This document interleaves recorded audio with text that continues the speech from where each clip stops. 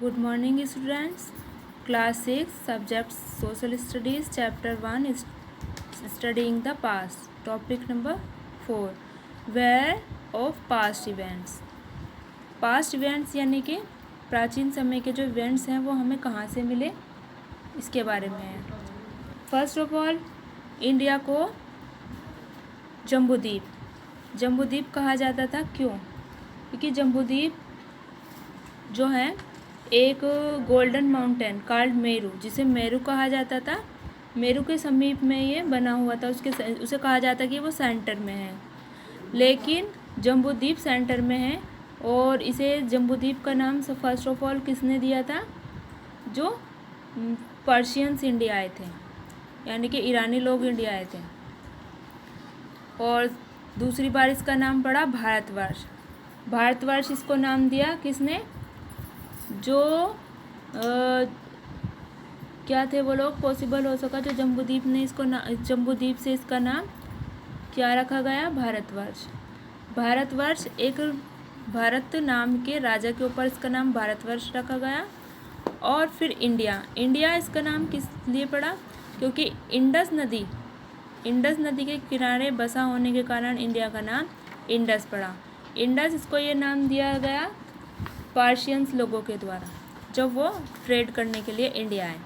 Second topic है हमारा various sources of history की जो बहुत सारे सोर्सेज हैं वो हमें कहाँ से प्राप्त होते हैं, इसके बारे में अब हम पढ़ेंगे.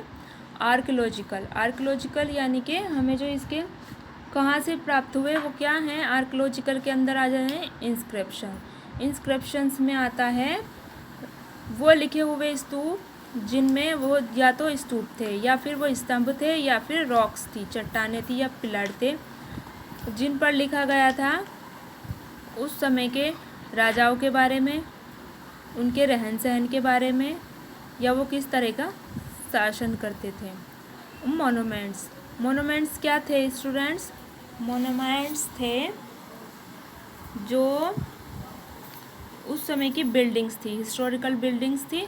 और हिस्टोरिकल बिल्डिंग्स में यानी कि हिस्टोरिकल बिल्डिंग्स बनाने के बाद राजाओं ने क्या किया था, उनके अंदर लिख दिया था अपने यानी कि अपने बारे में, अपने राज्य के बारे में, ये सब वो लोग वहाँ लिख चुके थे. और उससे उसकी तारीखें हमें पता चलती हैं मोनूमेंट्स से, यानी कि मोनूमेंट्स के अंतर्गत आती हैं प्राचीन समय की बिल्डिंग्स. और अदर ऑब्जेक्ट्स के अंतर्गत आते हैं कॉइन्स. फर्स्ट ऑफ ऑल आते हैं कॉइन्स में क्या किया था राजाओं ने, जो उस समय सिक्के प्रचलन में थे, उन प्रचलित सिक्कों में अपने नाम, उस समय की डेट वो लोगों ने लिखी हुई थी, जिससे ये क्या होता है, जो हिस्टोरियंस होते हैं उन्हें हिस्ट्री के बारे में पता चल जाता है. और सेकंड टॉपिक है ये, इसका सेकंड पॉइंट है हमारा लिटरेरी सोर्सेज है रिलीजियस लिटरेचर के अंतर्गत आते हैं, जैसे कि महाभारत, रामायण, वेदास, जातक कथाएं. ये सब इनसे क्या पता चलता है, उस समय के रहन सहन, शासन, पॉलिटिकल लाइफ, सामाजिक लाइफ, ये सब के बारे में पता चल जाता है किससे, जैसे कि पुराण हुए, वेद हुए, इन सभी को इसे हम किसके अंतर्गत रखेंगे? रिलीजियस लिटरेचर के. और सेकुलर लिटरेचर क्या है? सेकुलर लिटरेचर वो लिटरेचर है, लिखी हुई बुक्स हैं, ये भी बुक्स हैं. इन बुक्स के अंतर्गत जैसे कि मेगस्थनीज के लिखी गई और कौटिल्य के द्वारा लिखी गई पुस्तक हैं अर्थशास्त्र और इंडिका. जो वो इंडिया आए उस समय के राजाओं के समय, और उन्होंने ये पुस्तकें लिखी जिससे उस समय का पता चलता है. ओके. सेकुलर लिटरेचर के अंतर्गत आती कौन सी books?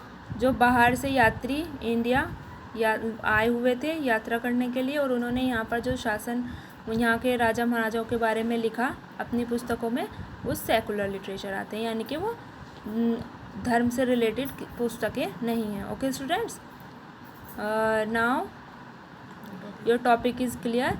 If you any questions about your chapter, you ask me. Thank you.